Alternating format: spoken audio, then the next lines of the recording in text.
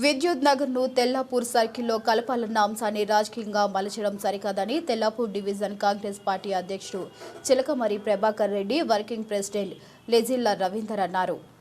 BRS party నిర్వహించిన relay నిరాహార దీక్షకు తాము వ్యతిరేకం కాదని, అయితే ఈ సమస్యను పార్టీలకు అతీతంగా పరిష్కరించాలనే ఉద్దేశంతో ముందుకు వచ్చామని తెలిపారు.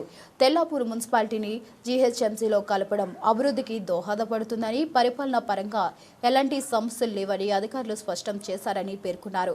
ఇక నిజంగా చిత్తశుద్ధి ఉంటే ఎమ్మెల్యేల క్యాంపు కార్యాలయం లేదా జీహెచ్ఎంసీ కార్యాలయం ఎదుట కలిసి ధర్నా చేద్దామని సవాల్ విసిరారు. Working president Congress party Tellapur municipality ఈరోజు బీఆర్ఎస్ పార్టీ వాళ్ళు మన ఎంఐజీ ట్యాంక్ సెంటర్లో రిలే నిరాహార దీక్ష చేపట్టడం జరిగింది. వారి అజెండా ఏంటంటే ఎంఐజీ విద్యుత్ నగర్ను టోటల్గా మొత్తం భారతీనగర్ డివిజన్లో కలిపడం జరిగింది. ఇది తెల్లాపూర్లోనే ఉంచాలి అనే డిమాండ్తో వాళ్ళు ఈ రిలే నిరాహార దీక్ష చేపట్టడం జరిగింది. మొట్టమొదటిగా మేము చెప్పదలుచుకుంది ఏంటంటే కాంగ్రెస్ పార్టీ తరఫున, కాలనీవాసుల తరఫున మేము ఈ రిలే నిరాహార దీక్ష పార్టీలకు అతీతంగా ఉంటుందని మేము అనుకున్నాం. మేము కూడా సంతోషించినాం. సరే మంచిదే, ఏదైనా మంచిగా అయితే మంచిదే అని మేము కూడా ఎప్పుడు కామెంట్ చేయలే. వాళ్ళు ఈ దీక్ష చేస్తున్నారని మాకు 3 రోజుల ముందే తెలుసు. అయినా కూడా మేము ఎక్కడ లూజ్ టాక్ చేయలేదు. వాళ్ళ గురించి ఎప్పుడు మేము తప్పుగా మాట్లాడేది. ఎందుకంటే ఎవరైనా ఏదైనా సాధిస్తుంటే మనకు తోచిన సాయం వీలైతే చేయాలి, కానీ డిస్టర్బ్ చేయొద్దు అనే ఉద్దేశంతో మేము ఎప్పుడు కూడా ఆబ్జెక్షన్ చేయలేదు.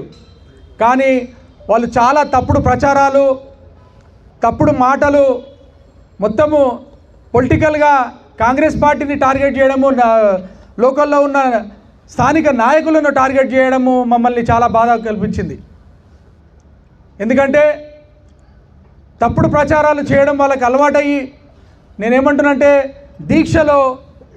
దీక్ష కన్నా ఎక్కువ పొలిటికల్ వీళ్ళు కనిపించింది. ఒక్కసారి మనం వివరాల్లోకి వెళ్తే ఈ హైదరాబాద్ అభివృద్ధిలో భాగంగా అప్పుడు తెల్లాపూర్ గ్రామ పంచాయతీ ఉండే, దాన్ని తెల్లాపూర్ మున్సిపాలిటీగా మార్చడం జరిగింది.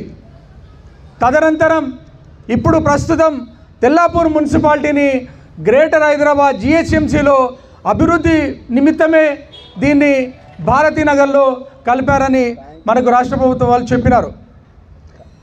మొత్తము జీహెచ్ఎంసీ పరిధిలో 150 డివిజన్లు ఉంటే ఇప్పుడు 300 డివిజన్లుగా మార్చి దాన్ని అంటే 100 డివిజన్లకు ఒక సర్కిల్ అంటే 3 మేయర్లు పెట్టే ఆలోచనలో ప్రభుత్వం ఉందని మనకు సమాచారం అందింది. అయితే ఇందులో భాగంగానే మేము ఆఫీసర్ని కడుక్కుంటా కూడా వాళ్ళు చెప్పడం ఏమంటే ఆల్రెడీ భారతీనగర్లో ప్రతి ఎల్ఐజీలో కానివ్వండి, ఓల్డ్ ఎంఏజీలో కానివ్వండి వార్డు ఆఫీసులు ఉన్నాయి. అక్కడ వార్డు మెంబర్లు కూడా ఉన్నారు. మీరు ఓల్డ్ ఎంఏజీకి పోతే టీవీ రావు గారు, మిగతా 2 మెంబర్లు ఉన్నారు. మన ఎంఐజీలో కూడా భారతీనగర్కు సంబంధించిన వార్డు మెంబర్స్ యూసుఫ్ గారు, దేవేంద్రచారి గారు ఉన్నారు. మేమన్నాం మళ్ళీ భారతీనగర్లో మాది కలిసినప్పుడు వార్డు ఆఫీసు మేము అక్కడ అమీన్పూర్ అంత దూరం రావాలా అని మేము కూడా అడిగినాం. అడిగితే అధికారులు చెప్పే ఆన్సర్ ఏంటంటే మీరు ఇప్పుడు ప్రస్తుతం ఉన్నదంతా ఆన్లైనే సర్వీసు, ఆఫీసులకు రావాల్సిన పనే ఉండదు. రెండోది ఏ వార్డుకు, ఏ ఏరియాలో, ఏ కాలనీలో అక్కడున్న మున్సిపల్ అడ్మినిస్ట్రేషన్ బిల్డింగ్ మీరు పైన చూస్తున్నారు లైబ్రరీ పైన, మీకు ఎంఐజీ వరకు ఇదే వార్డ్ ఆఫీస్గా ఉంటుంది. మీకు ఈ ఎంఐజీలో ఉన్న వార్డ్ ఆఫీస్లోనే మీకు మ్యాక్సిమం అన్ని, మీకు నిజంగా చిత్తశుద్ధి ఉంటే ఈ ఎంఐజీల దన్నా కాదు, ఎమ్మెల్యే క్యాంప్ ఆఫీస్ దగ్గర, జిహెచ్ఎంసీ కమిషనర్ ఆఫీస్ దగ్గర ధర్నా చేద్దాం రండి, మేము కూడా వస్తామంటున్నాం. తెల్లాపూర్ కావాలని మేము కూడా కోరుకుంటున్నాం. కానీ మీరు ఇది కేవలం రాజకీయ దురుద్దేశంతో చేసిన మీటింగే తప్ప, మీరు ఎంఐజీలు వస్తే ఎవరు వస్తారు మన దగ్గరికి, ఎవరు చూస్తారు, ఏది మీకు చేస్తారు? ఇదే మీకు నిజాయితీ ఉంటే రండి పోదాం. మున్సిపల్ కమిషనర్ ఆఫీస్కి పోదాం, మేము కూడా వస్తాం. ఏదో కాంగ్రెస్ పార్టీ చేసినందువల్లనే వచ్చిందనేది తప్పుడు వాగ్దానం. ఎందుకంటే మీకు అందరికీ తెలుసు, ఫస్ట్ డ్రాఫ్ట్ గజిట్ వచ్చింది. ఈ డివిజన్లో చేంజ్ చేయడానికి డ్రాఫ్ట్ గజిట్లో కొన్ని ఇల్లులు అటు భారతీనగర్లో ఉండి మిగతా మేజర్ ఇల్లులు తెల్లాపూర్లోనే ఆల్రెడీ ఉండే. ఈ ఉన్నదాన్ని వీళ్ళే పోయి ఎమ్మెల్యేకు లెటర్లు, కమిషన్లకు లెటర్లు ఎవరిచ్చిర్రు? లెటర్లు ఇచ్చి సేమ్ ఇదే శ్రీమతి సింధు ఆచార్ శెట్టి గారు, కార్పొరేటర్ భారతీనగర్, ఆమె మేయర్ మన కౌన్సిల్ మీటింగ్లో ఆమె కోరడం జరిగింది. సరే, ఆమె తెల్లాపూర్లో కలపండి అన్నది. లాస్ట్లో ఇంకో మాట కూడా ఏమన్నారంటే, ఇది సగం అటు సగం ఇటు ఉంటే ఇబ్బంది అవుతుంది, దీన్ని ఒకటే విధంగా చేయాలని కూడా వాళ్ళు కోరడం జరిగింది. ఒకటే విధంగా అంటే అధికారులను మేము అడిగినాం, ఏంటంటే ఒకటే చేయాలంటే ఒక పని చేద్దాము, బిహెచ్ఎల్కు సంబంధించిన కాలనీలు ఏమున్నాయి, ట్రాక్ రైల్వే ట్రాక్ యువతల ఓల్డ్ ఎంఐజీ మొత్తాన్ని, బిహెచ్ఎల్ కాలనీకి సంబంధించిన old MIG, new MIG, LIG, max society, Annamayya enclave, HIG ఇవన్నీ కలుపుతూ బిహెచ్ఎల్కు సంబంధించిన కమ్యూనిటీతో భారతీనగర్ మేము చేసినాము అని వాళ్ళు చెప్తున్నారు. ఇప్పుడు నేను ఒకటే అడుగుతున్నా, తెల్లాపూరు మన తండ్రి లాంటోడైతే బిహెచ్ఎల్ మన కన్న తల్లి కాదా అంటున్నా. బిహెచ్ఎల్ మనని ఆదుకోలేదా? మనని ఈ రోజు దాకా మన తిండి తిన్నాము, ఆ బిహెచ్ఎల్ పుణ్యాన కాదా అంటున్నా. మరి మున్సిపాలిటీ 5 సంవత్సరాల తర్వాత ఈ ప్రాంతం అంతా కూడా హైదరాబాద్ ఎక్కడైతుందో హైదరాబాద్ మన తెల్లాపూర్కే వస్తుంది. మన చుట్టుపక్కల ఓఆర్ఆర్ చుట్టుముట్టు భాగ్యనగరము అతివేగిని ఆ ఉద్దేశంతో కలపడం జరిగిందని నేను నిన్న మేము పోయొచ్చినాం పొన్నం ప్రభాకర్ గారి దగ్గరికి. అక్కడ ఆఫీసర్ చెప్పడం జరిగింది. ఇవన్నీ మేము ఇంటర్నల్గా చేస్తూనే ఉన్నామండి. కానీ ఇక్కడ ఈరోజు ఇంత పెద్ద బహిరంగ సభ పెట్టడం చాలా సంతోషము. మమ్మల్ని కూడా ఆహ్వానిస్తే మేము కూడా వచ్చి ఈ మీటింగ్లో మేము కూడా మాట్లాడి ఇక్కడున్న మా మిత్రులకు, మా సోదరులకు కూడా మేము చెప్తుంటిమి.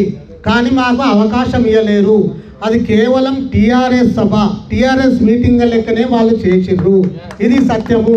ఒక్కరన్నా పోని మీ ఫ్రెండ్స్కు అందరు చెప్పినామంటారు. కాంగ్రెస్ పార్టీలో ఉంటారు, బీఆర్ఎస్లో ఉంటారు, అందరూ అల్లు ఉంటారు, ఇల్లు ఉంటారు, అందరికి తెలుసు, ఫ్రెండ్స్ ఉంటాము. పార్టీలు ఒక్కరే ఉండరు. మరి ఒక్కరన్నా ఒక 10 మంది కాంగ్రెస్ వాళ్ళు మీ మీటింగ్లో పాల్గొన్నారా అని నేను ఇక్కడ అడుగుతున్నాను. పొన్నం ప్రభాకర్ గారు మాకు చెప్పారు, ఇది వాస్తవము. ఇంతేకాకుండా ఈరోజు ఇక్కడే ఈ గ్రంథాలయం పైనే వస్తుందని వాళ్ళు చెప్పారు. ఇవన్నిటిని కూడా మేము కూడా ఫాలోఅప్ చేస్తున్నాం. రవీందర్ గారు, మేము, మాజీ ఉప సర్పంచ్ గారు, మన అజీమ్ గారు, ఇక్కడ వాజిద్ గారు, వీళ్ళందరం, తూర్పు సీన్ గారు, మేమందరం దీన్ని ఫాలోఅప్ చేస్తున్నాం. వీళ్ళందరూ కూడా ఎంఐజీ కాలనీ వసలండి. నాకు కూడా ఎంఐజీలో ఇల్లు ఉందండి. నేను కూడా ఎంపీటీసీ ఇక్కడ పనిచేసిన. మాకు ప్రేమ లేదా ఎంఐజీ మీద? ఇవాళ సోమిరెడ్డి ఇవాళ అంత పెద్ద బహిరంగ సభ్యు నువ్వు ఒక్కరివి డోల్ కొట్టి సోమిరెడ్డి కోసం చెప్పాలని నేను ఇన్ని రోజులు అనుకోలే. కానీ ఇప్పుడు చెప్పక తప్పలేదు. ఎందుకంటే సోమిరెడ్డి చీటింగ్ చేయడంలో #1 హీరో. అసలు హీరో పాత్ర అంటే చీటింగ్లలో నెంబర్ హీరో. అందరికి తెలుసు, మీ అందరికి కూడా తెలుసు. మనిషిని ఎట్లా ట్రాప్ చేయాలంటే 5 నిమిషాలలో ట్రాప్ చేస్తాడు. మన ఎన్నుకున్నాడు ఒక వెనుక మళ్ళీ చూస్తే వాడిని మాయం చేస్తాడు. అట్లాంటి వ్యక్తి సోమిరెడ్డి, మీ అందరికి తెలుసు. కాకపోతే మనమేమంటున్నామంటే మీరు బాగా ఆలోచన చేయండి. ఇప్పుడు సోమిరెడ్డి గారికి పాపం పదవి పోయి 1 సంవత్సరం అయినట్టుంది. పాపం నిద్ర పడతలేదు. ఆయనకు విపరీతమైన డబ్బులు వచ్చినాయి. ఆయనకి ఎప్పుడు డబ్బులు పెట్టాలి, ఓట్లు కొనాలి, మందు తాగాలి, తినిపించాలి, గెలవాలి, మళ్ళీ నడిపించాలి. మేము ఎంపీటీసీగా టీఆర్ఎస్లో చేసినప్పుడు నాకు కూడా తెలుసు ఆయన కోసం చాలా. మరి ఇలా నువ్వు ఫైనల్ లేఅవుట్ చేస్తా అని సర్పంచ్గా గెలిచినప్పుడు హామీ ఇచ్చినావు. 45 రోజులలో లేకపోతే ఆడ మీటింగ్ పెట్టి నన్ను రాళ్ళతోడు, కేసీఆర్ కూడా అంటుండే రాళ్ళతోడు కొట్టుండే, అది కొట్టుండే. ఈయన కూడా బాగా నేర్చుకున్నాడు. రాళ్ళతోడు కొట్టుండే అని చెప్తుండే. ఎక్కడ పోయిందని నాకు ఫైనల్ లేఅవుట్.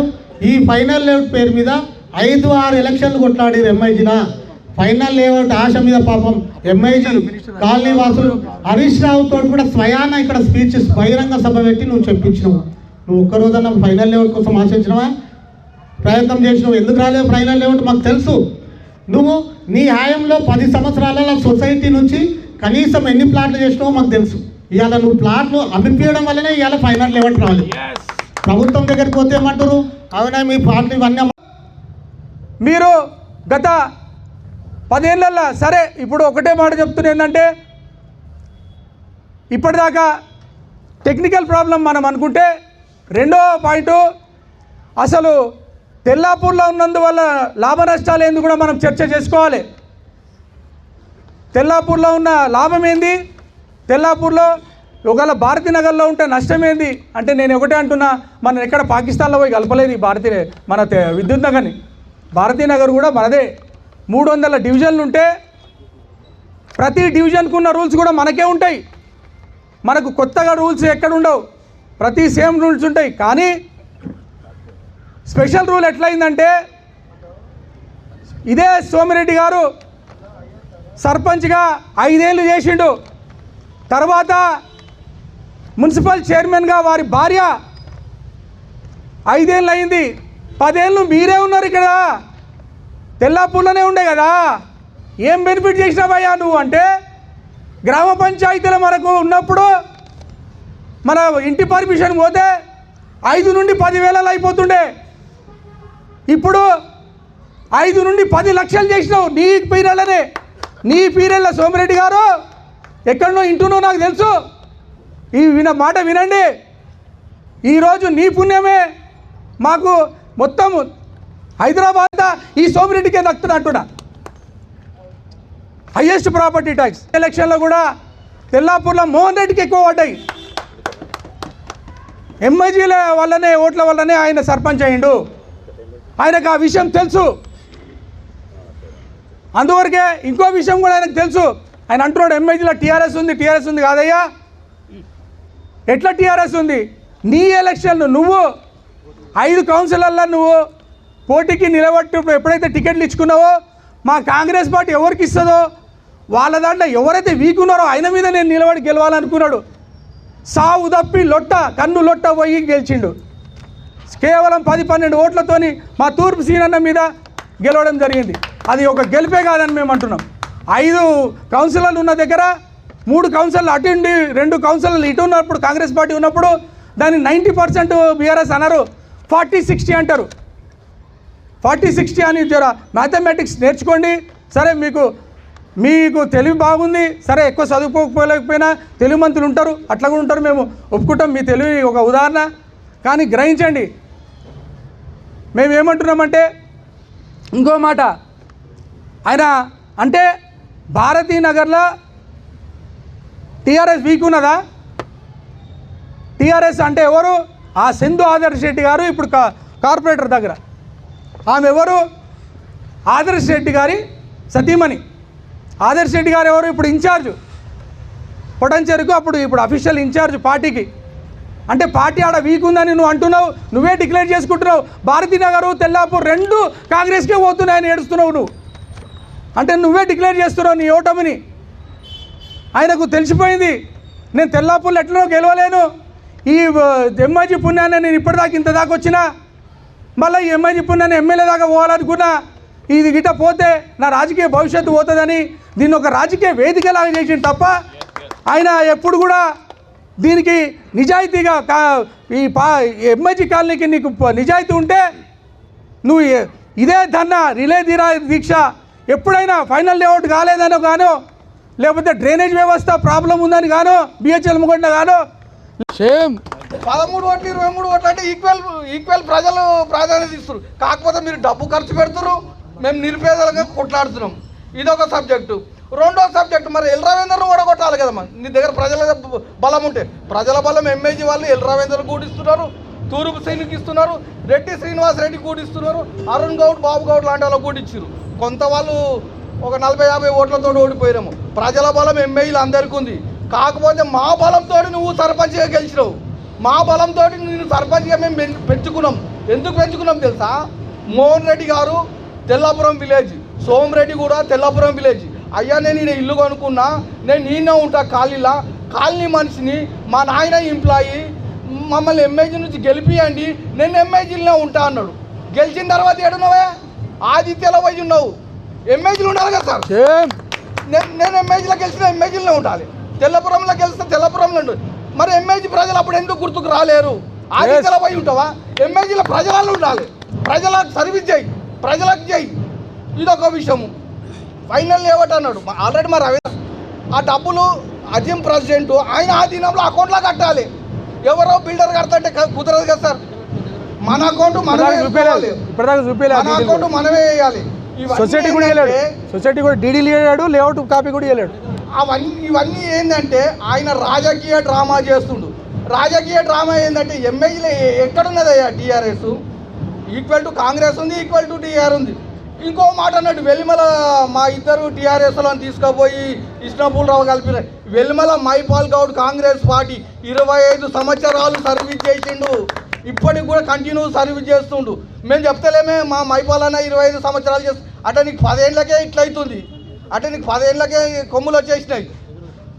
ఇంకోటి మన కొత్త ఎంపీ ప్రభాకర్ రెడ్డి గారు 10 సంవత్సరాలు ఎంపీగా ఉన్నాడు. అండర్ గ్రౌండ్ ప్రాజెక్ట్ ఎందుకు కాలేదు సార్? కావాలి కదా, కావాలి కదా. అండర్ పాస్ ఒక ఎంపీ డైరెక్ట్ ఈడీ దగ్గరకు పోవచ్చు. ఆ రోడ్డు ప్రాబ్లం ఉందని 10 సంవత్సరాల దాకా మున్సిపల్ చైర్మన్ మీరే ఉన్నారు, సర్పంచ్ మీరే ఉన్నారు. మరి అప్పుడు ఎందుకు చేయలే? ఒక క్యూబిక్ మీటర్ 6,000 రూపాయలు, నువ్వు 30 క్యూబిక్ మీటర్ వేసినావు అనుకో, 36 ఎంత సార్? 1,80,000.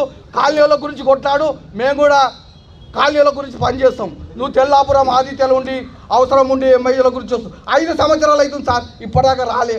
వస్తాడు ఆ పెళ్ళిళ్ళకు దావతులకు ఏదైనా ప్రోగ్రామ్ ఉన్నప్పుడు కనిపించిపోతాడు. డోర్ టు డోర్ ఏ రోజు తిరగాలి, కనీసం ఆయన వాళ్ళ తిరగాలి డోర్ టు డోర్. ఇప్పటివరకు ఎమ్మెల్యే ప్రజలారా మాకు కూడా కొంత బాధనే ఉంది. ఇది ఎల్ఐజీ కార్పొరేట్ భారతీ నగర్లో కలవద్దని దామోదర్ సార్ తోటి కానీ కాటన్ సింగ్ సార్ తోటి కానీ ప్రయత్నం చేస్తున్నాం. నాగేష్ యాదవ్ కార్పొరేటర్ గారు కూడా ప్రయత్నం చేస్తున్నారు. మనకు న్యాయం జరుగుతుందని మేము ఆశిస్తున్నాం.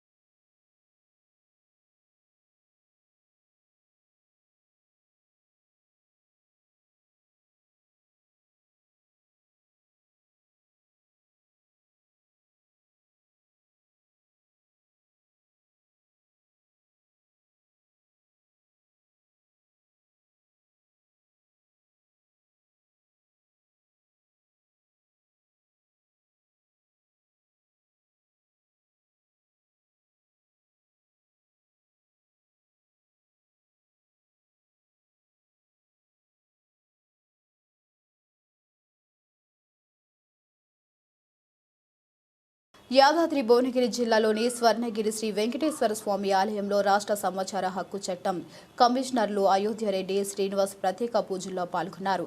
కుటుంబ సమేతంగా దర్శనానికి వచ్చిన కమిషనర్లకు ఆర్డీఓ కృష్ణారెడ్డి పూర్ణ కుంభంతో స్వాగతం పలికారు. ఆలయ అర్చకులు వేద ఆశీర్వచనాలు అందించగా స్వామివారి ప్రసాదాన్ని ఆలయ నిర్వాహకులు గోపీకృష్ణ అందజేశారు.